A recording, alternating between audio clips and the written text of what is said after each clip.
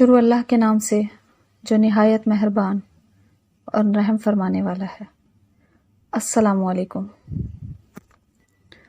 حضرت زید بن حارثہ رضی اللہ تعالیٰ عنہ زمانہ جاہلیت میں اپنی والدہ کے ساتھ ننیال جا رہے تھے۔ بنو قیس نے قافلے کو لوٹا جس میں زید رضی اللہ تعالیٰ عنہ بھی تھے۔ ان کو مکہ کے بازار میں لا کر بیچا۔ حکیم بن حزم نے اپنی پھپھو حضرت ختیجہ رضی اللہ تعالیٰ عنہ کے لیے ان کو خرید لیا۔ جب حضور صلی اللہ علیہ وسلم کا نکاح حضرت ختیجہ رضی اللہ تعالیٰ عنہ سے ہوا تو انہوں نے زید رضی اللہ تعالیٰ عنہ کو حضور اقدس صلی اللہ علیہ وسلم کی خدمت میں ہدیہ کے طور پر پیش کر دیا۔ زید رضی اللہ تعالیٰ عنہ کے والد کو ان کی فراق کا بہت صدمہ تھا اور ہونا ہی چاہیے تھا کہ اولاد کی محبت فطری چیز ہے۔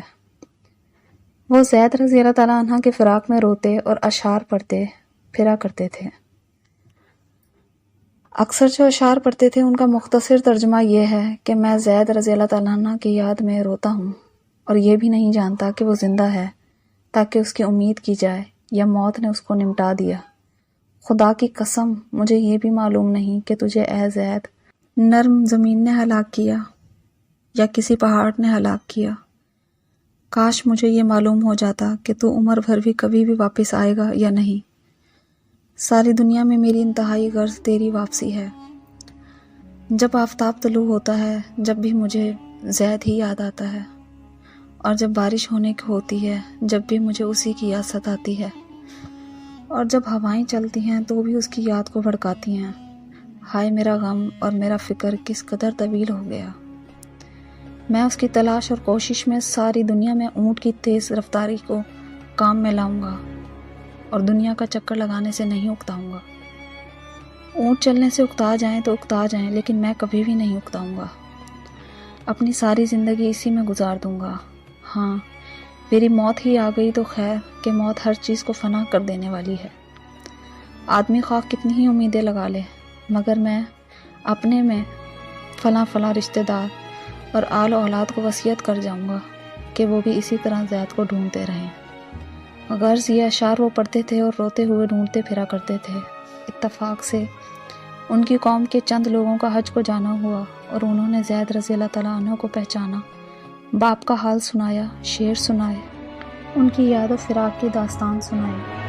حضرت زید رضی اللہ تعالیٰ عنہ نے ان کے ہاتھ 3 شعر کہہ کر بھیجے جن کا مطلب یہ تھا کہ میں یہاں مکے میں ہوں، خیریت سے ہوں، تم صدمہ اور غم نہ کرو، میں بڑے کریم لوگوں کی غلامی میں ہوں۔ ان لوگوں نے جا کر زید رضی اللہ تعالیٰ عنہ کی خیر خبر ان کے باپ کو سنائی اور وہ اشعار سنائے جو زید رضی اللہ تعالیٰ عنہ نے کہہ کر بھیجے تھے اور پتہ بتایا۔ زید رضی اللہ تعالیٰ عنہ کے باپ اور چچا فدیہ کی رقم لے کر ان کو غلامی سے چھڑانے کی نیت سے مکہ مکرمہ پہنچے۔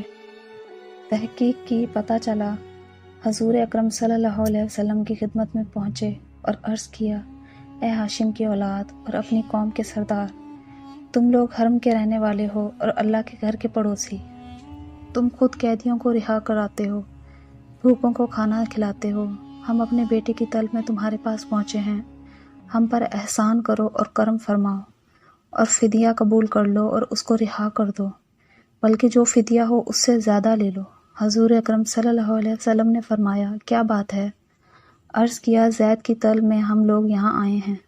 حضور اکرم صلی اللہ علیہ وسلم نے ارشاد فرمایا، بس اتنی سی بات ہے؟